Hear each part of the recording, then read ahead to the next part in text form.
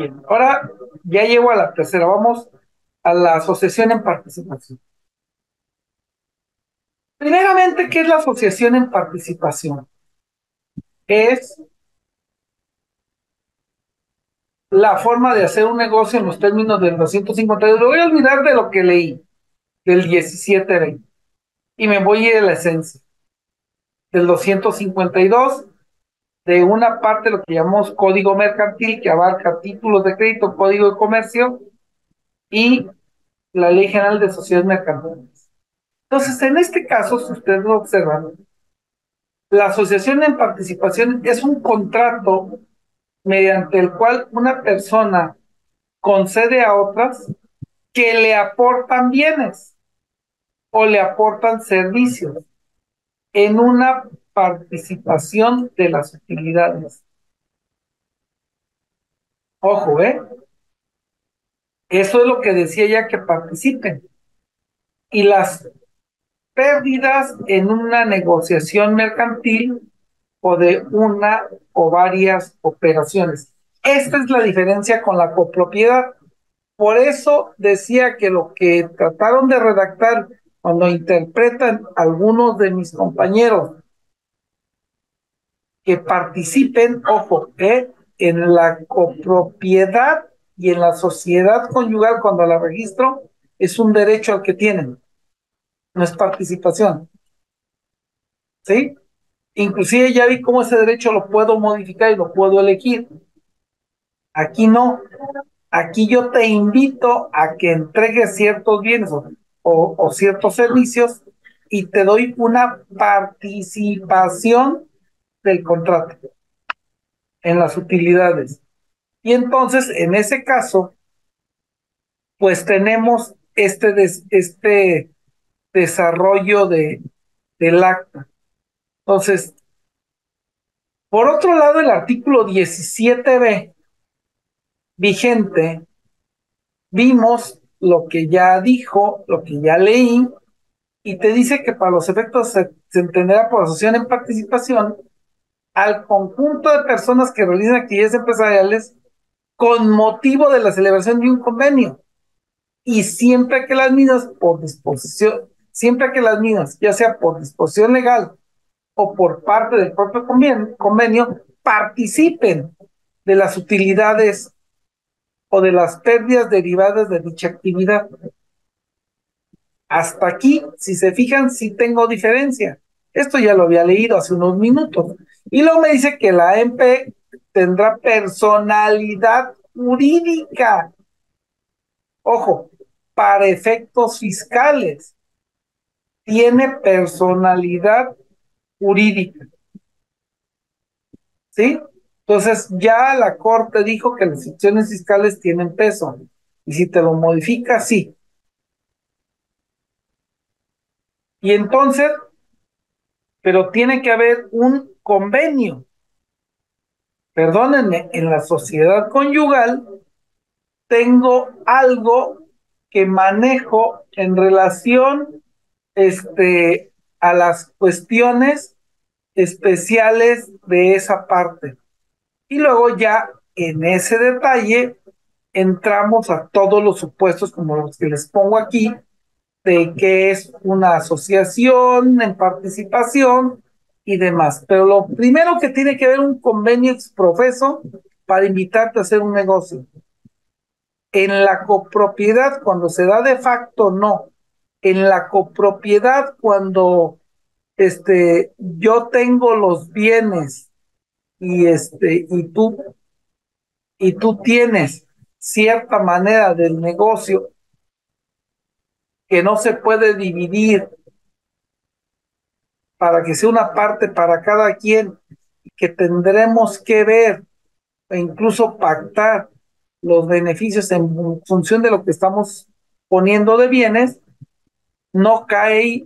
La verdad es que es muy delgado, pero yo no me atrevo a hacer esa perseverancia que dicen, no existe la copropiedad mercantil, con esta definición se convierte todo en asociación en participación. Creo que no, porque el convenio, el contrato que se hace, tiene, y además, si me pusiera en sentido estricto, no es lo mismo convenio que contrato. Digo, nada más para empezar a ver ahí, eso es básico cuando nos dan teoría del contrato. ¿Cuál es la diferencia entre contrato y convenio? Y tiene que ver con que uno extingue derechos y obligaciones y el otro no, ¿sí? Pero bueno, así la dejo porque no me quiero enfrascar por los tiempos que tenemos, ¿no? Si no, no vamos a ver mucho de esto. La asociación en participación, entonces, para efectos mercantiles no tiene personalidad jurídica propia. Es un contrato entre particulares donde se cumplen con ciertos requisitos y por lo tanto no es una persona moral. Sin embargo, para efectos fiscales hay que darle el tratamiento como tal. Entonces dijo que es persona moral, hay que llevar CUCA, hay que llevar CUFIN, sí. Y las partes relacionadas, pues las partes sociales, perdón, bueno, no hay partes sociales, sin embargo, hay que hacer algún esquema como tal. Aquí yo les dejo algo que he ido sacando, se me posiblemente necesite alguna mejora con las nuevas, pero bueno, aquí lo tengo desde 2005 más o menos, hice esta separación y por eso les doy la fecha, por si me falta algún punto que ustedes quieran que se razone. La capacidad jurídica propia en términos mercantiles, sí. En AMP, no. Capital contable propio, sí. En AMP, no. Porque incluso puedo aportar los bienes, puedo decir que me los regresen cuando se termine la actividad. La denominación o razón social sí, en AMP no. Contrato 1, contrato 2, contrato 3, contrato 4. La cláusula de extranjero sí, en AMP no. Simplemente es una empresa que invita a otra a hacer un negocio y participan. Formalidades sí, en AMP son variables en cuanto que es una facultad discrecional, es la palabra que quería encontrar. Pero ojo, lo que sí, en ciertos giros, sobre todo vamos a ver lavado de dinero, ocupa formalidades y en determinado momento puede ser que sean en función de lo que son fecha cierta. Acuérdense que la fecha cierta como tal para ciertos contratos nace el 7 de diciembre de 2019 y objeto social en la sociedad sí, en la MP sí también, que es el mercantil y cuál es el alcance y cuál es la limitación, que en el contrato de MP viene más marcado, porque vamos a hacer el negocio, por ejemplo, ahorita que en el Inter tenía mango picado, entonces tendríamos que ver el asunto de cuando de alguna manera se tienen algunos puntos de partida. En la parte mercantil puedo poner varias actividades. En el contrato de MP es para distribuir aguacate, por ejemplo, para comprar una maquinaria y poner un empaque, bla, bla, bla, bla, ¿no? Entonces, esas son las partes que yo tengo en ese sentido. Entonces, ¿qué es el objeto social mercantil? Porque no es el objeto social que tengo en la Ley General de Sociedades Mercantiles para ellos. Aquí me tengo que unir a la parte completa de la actividad del código mercantil, donde abarco ley de título y supervisión de crédito, código de comercio y obviamente ley general de sociedades mercantiles. Entonces, aquí lo que me estoy yendo por un artículo que publiqué hace 2 años en PAF, ¿sí? De asociación en participación, donde digo que la doctrina se puede simplificar, que es realizar una actividad empresarial en común entre varios individuos, ya sean personas jurídicas o personas físicas, con el único fin de repartir entre sí ganancias que se obtienen. Dentro de estas características, entonces, de acuerdo con el 152 de la Ley General de Sociedades Mercantiles, puedo tener yo, de manera simplificada y desde nuestro punto de vista, que es una asociación que va a tener ese objeto de repartir ganancias, ese es el único objeto, pero que en su vida es una asociación momentánea, porque está por cierto periodo, sin personalidad jurídica, pero que tiene un contrato en el cual hay derechos y obligaciones mientras viva ese interés común. Entonces, la asociación en participación normalmente es una asociación secreta, donde no pido más allá de quiénes son. Ahora bien, al convertirla, esta asociación, en la parte mercantil, entonces quiere decir que puede suceder lo mismo, ojo, en esta parte.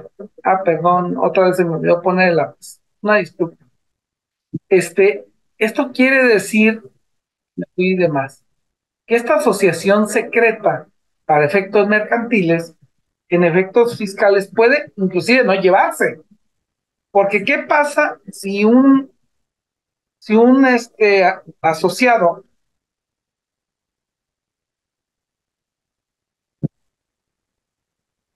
que normalmente no aparece en la parte mercantil está en 69B? Así como ahorita no puedo dar de alta una sociedad con un socio que tiene antecedentes fiscales malos, digamos que está en el buró de crédito malo, en automático, señoras y señores, no voy a poder llevar a cabo mi sociedad, mi AMP. No voy a poder, voy a tener problemas por estas razones, ¿sí? Acuérdense que ahorita muchas de las sociedades no las están aprobando cuando llegan al SAT porque el cliente presenta el socio presenta algún problema. Y entonces ahora para liquidar esas sociedades también tengo problema porque para efectos civiles la puedo liquidar, sí, como tal, y cuando el notario me exija el RFC, pues no se lo puedo dar. Entonces tengo que hacer un juicio, sí, donde si el notario no quiere de manera voluntaria o el corredor público liquidarlo, pero normalmente la liquidación es ante notario, pues vamos a tener problemas. El contrato de cesión en participación encontramos en la biblioteca. A ver, los contratos de asociación en participación contienen elementos que encontramos en la bibliografía jurídica, como son que es un contrato principal que se elabora, del cual no deriva una relación laboral o contractual. Es un contrato nominado, pues se basa directamente en un fundamento regulado del 252 al 259, es bilateral, consensual y formal, ¿sí? Por lo tanto, debe tener ciertos requisitos de validez. Es un contrato también aleatorio y oneroso, pues es meramente económico como tal y necesita repartir las economías que se tienen.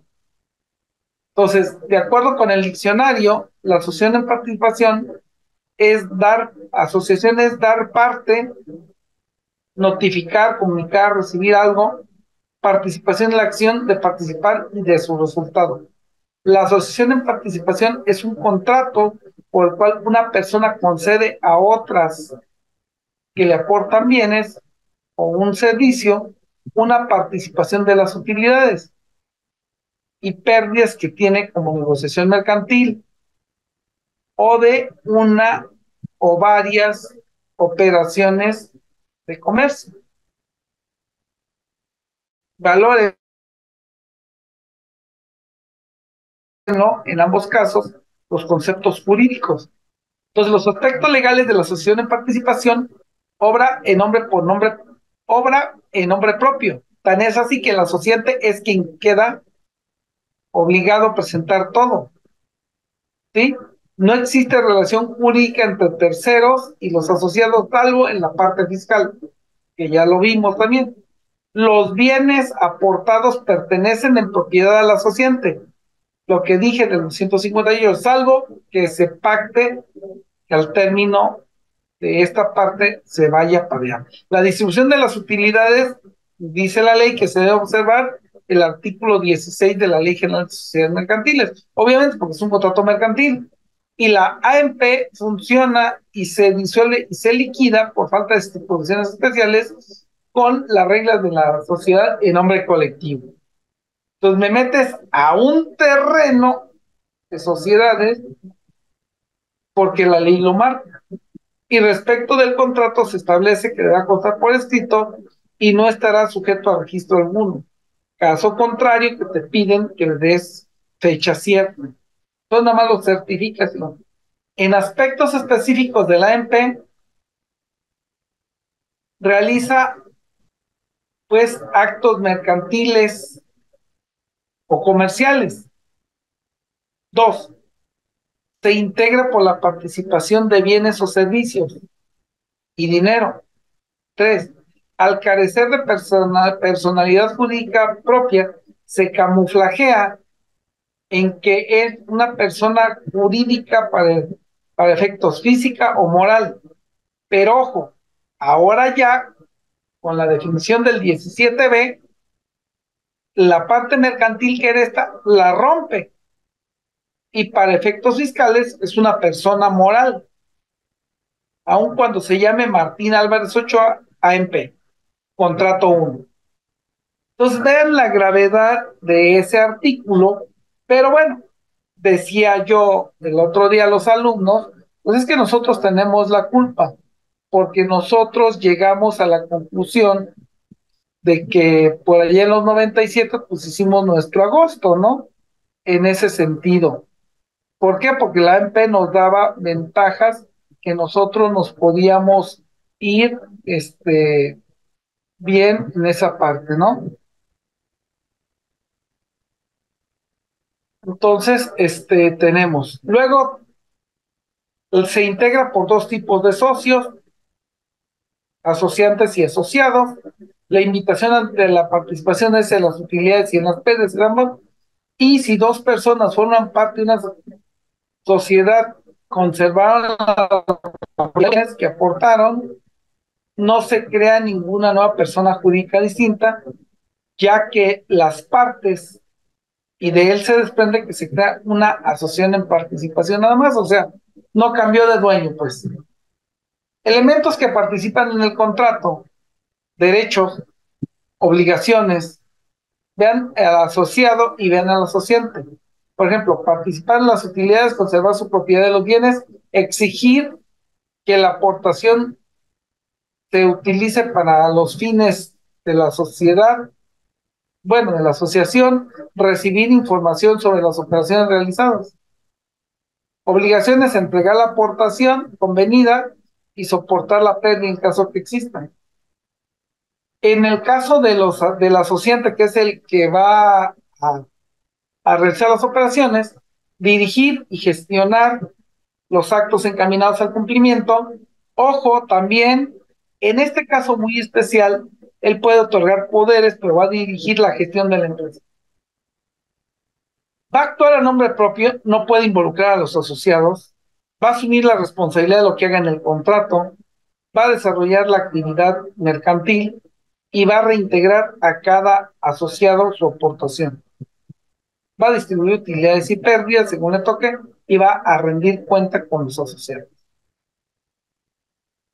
Entonces, en esa parte, ¿no? Obviamente, lo que va a ser como tal en la aportación en la AMP, los bienes de la sociedad se aportan en principio, son propiedad del asociante. Puede tener una excepción donde dice que no, que, que son de él mismo y que al término del contrato se llevan. En caso contrario, solo se producirá para efectos de terceros.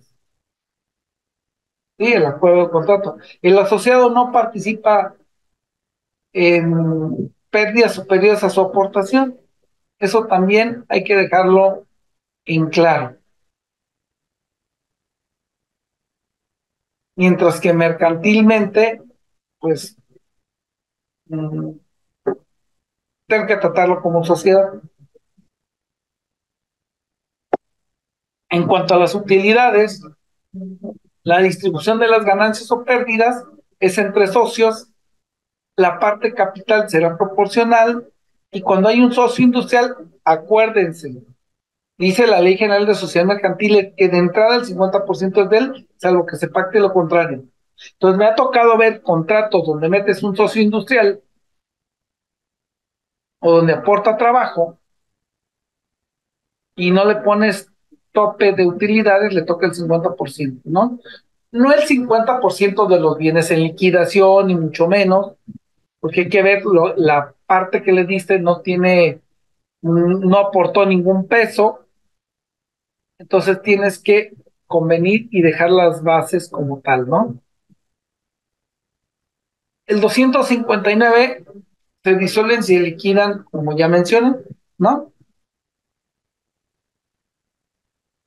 Un ejemplo para pensar, tengo estos datos, donde tengo un socio que tiene uno 35%, otro 40%, otro 25%, eso me da el 100%, tiene estos ingresos de una cédula concentradora, ingresos acumulados, deducciones autorizadas, el IVA acreditable y trasladado y el IVA acreditable y pendiente de trasladar, ¿no?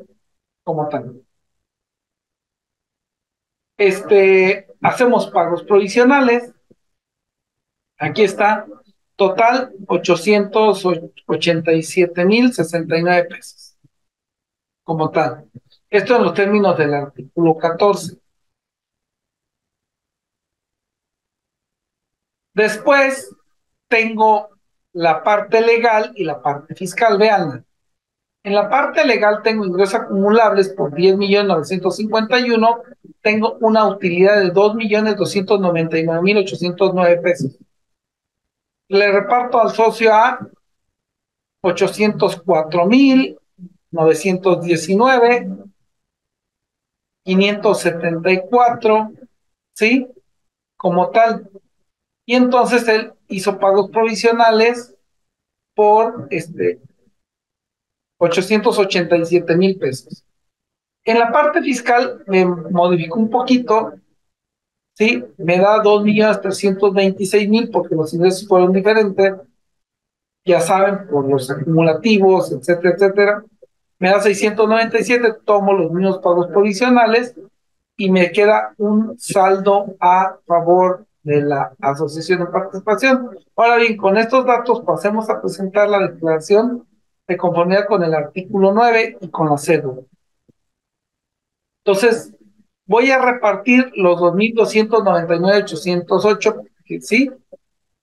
Mientras que la utilidad fiscal suma 2,326,000, es decir, me da una cantidad superior. Entonces, voy a dividir los 2,326,000 que le toca de utilidad y reparto 560, 675,000 que da en el reparto y 330,000 en la parte de los ingresos. Son pagos provisionales por 310, 354 y 221, ¿no? En cuanto a esa parte.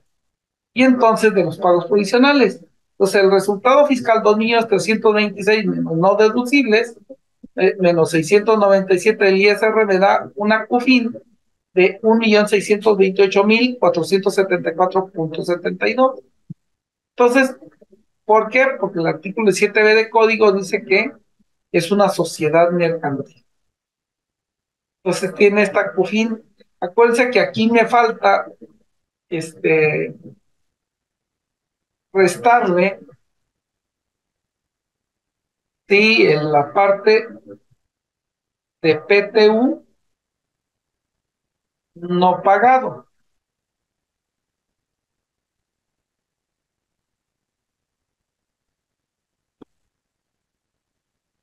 Digo, porque el que se resta es el pagado. Ahí no voy a meter en más detalles porque tendríamos que estar viendo el criterio no vinculatorio donde dice que el PTU pagado lo quites.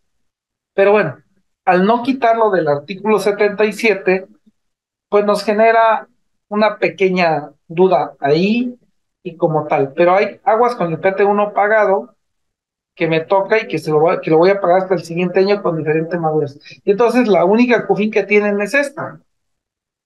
Y entonces viene la característica de que vamos entonces nosotros a hacer el cálculo del socio A, le di ya repartiendo los 2 millones y cachito y esa parte, le di primero 560,000 pesos.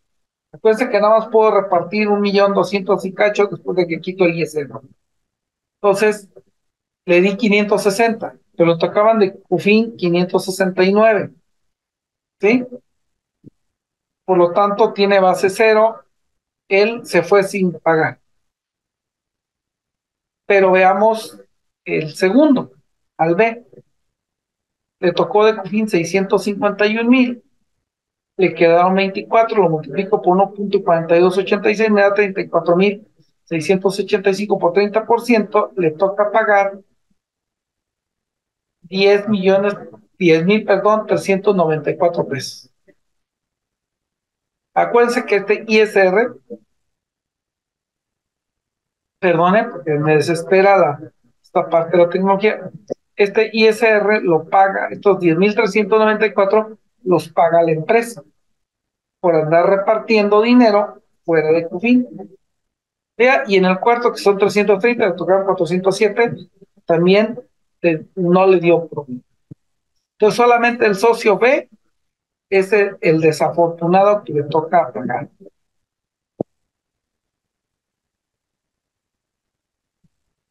Entonces, ¿cuál es el costo real de con la reforma que se repartiera como persona moral? ¿Sí? Entonces, al socio A tiene esta parte, la persona moral esta. Socio B, socio B y socio C. Entonces, es la misma cantidad. El ISR causado del socio A son 118, mientras que el ISR causado ya anual, cuando lo sacas de la tarifa, es 168. Haz tu multiplicación. Después, al socio B, son 142,000 lo que le toca con la tarifa, el 30% son 192. El socio C son 70,000 y la persona moral son 120,141. Estoy aquí en la declaración individual. El total que vamos a pagar como persona física de los tres, 331.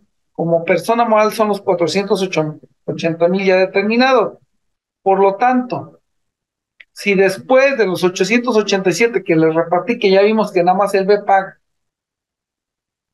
lo quito, me quedan 555,000 a favor que se van para el A y para el C. Así de fácil.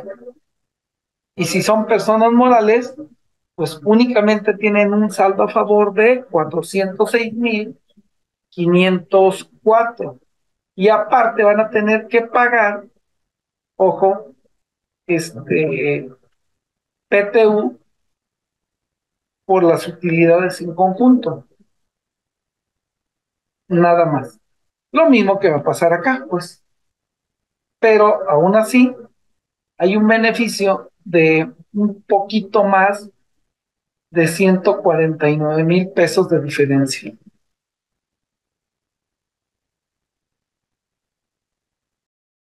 Bien, entonces, en el saldo a favor de la persona moral, de la persona física son 188,000, mientras que en el saldo a favor de la persona moral fueron 189, pero eso a su vez implica que calculamos, que cuando lo calculamos dividido, se va a gestar mejor, porque el ISR causado son 697 menos 555 en la persona física, me da los 142,000, ¿no? Directamente.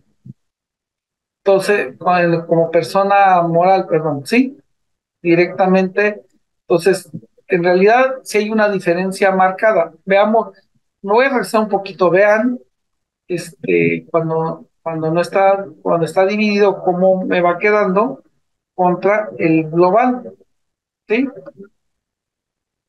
Entonces, bueno, hay que tener cuidado en esa parte como tal. Luego, si consideramos que el cálculo se hizo de manera individual, como se hacía antes de la reforma, pues la persona física son 331.504. Por tanto, la reforma se considera que va a hacer que se pague más impuesto por la doble causación en determinado momento, ¿no? Esa parte de tomarlo en cuenta. Entonces, el costo total fiscal, ¿cuál va a ser? Socio A, 0 pesos. Socio B, 10,000. Socio C, 0. Total parcial, 10,393 más 698, 679, sería 719,000 menos 555,000 del saldo a favor que se genera. Tengo un ISR neto de 163,000 pesos nada más. Entonces la AMP sigue siendo una figura que me permite en todo momento tener un mejor desempeño en el pago de impuestos. Entonces, de acuerdo, aquí para la AMP puedo concluir que de acuerdo con la complejidad debe considerar el catálogo correcto para no crear problemas en la contabilidad, porque acuérdense que el asociante continúa con su contabilidad normal y luego, tiene la otra parte, ¿no? Se debe en todo momento considerar la estrategia que no es perenne. ¿A qué me refiero? Como dice mi hijo, nada es para siempre. Entonces es importante que ustedes aquí tomen esa parte de la utilidad. Y luego la otra, analicen, porque desde mi punto de vista, a partir de 2021, dependiendo del tipo de contrato que yo haga, se puede considerar que hay un esquema reportable. Porque si te fijas, te vas a ahorrar 163,000 pesos de 881. Si ustedes observan la cantidad, voy a sacar el cálculo matemático. 163 entre 881. Estamos hablando de poquito más casi el 18,50%. Eso es algo que tengo que ver en cuanto a los elementos y ver si ese esquema es reportable o no. La optimización, aparte, cuando tú le determinas, se va el individuo de manera particular, lo he oído muchas veces y puedo decirles que con cantidades más o menos fuertes, el hecho que en la sociedad anónima sea el 30%, vamos a poner en cualquier sociedad mercantil, sea el 30% y en personas físicas el 35%, de repartes dividendo, bueno, pues quiero decir que sale saldo a favor